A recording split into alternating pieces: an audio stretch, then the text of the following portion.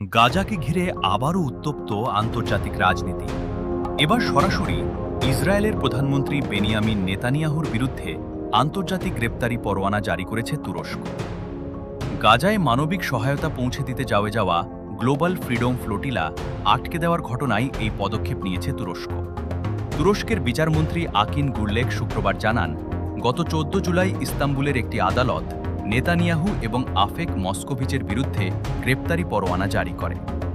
তাদের বিরুদ্ধে আনা হয়েছে গণহত্যা, মানবতা বিরোধী অপরাধ, নির্যাতন, ইচ্ছাকৃতভাবে আহত করা, বেআইনিভাবে স্বাধীনতা হরণ, সম্পদের ক্ষতি এবং পরিবহন যান ছিনতাই সহ একাধিক গুরুতর অভিযোগ। মামলাটিতে মোট ৩৫ জন আসামি রয়েছেন। তুরস্কের অভিযোগ, আন্তর্জাতিক জলসীমায় গাজায় মানবিক সহায়তা পৌঁছে দিতে যাওয়া বেসামরিক নাগরিকদের বিরুদ্ধে সশস্ত্র হস্তক্ষেপ করা হয়েছে। তুরস্কের বিচারমন্ত্রী আরও বলেছেন, গাজায় সংগঠিত অপরাধ আড়াল করা কিংবা দায়ীদের দায়মুক্তি দেওয়ার দিকে ইসরায়েল গণহত্যার অভিযোগ বরাবরই দৃঢ়ভাবে অস্বীকার করে আসছে। গাজা যুদ্ধকে কেন্দ্র করে তুরস্ক ও ইসরায়েলের সম্পর্ক এরই মধ্যে ব্যাপকভাবে অবনতি হয়েছে। দুই দেশের মধ্যে বাণিজ্য ও সরাসরি বিমান চলাচলও বন্ধ হয়েছে।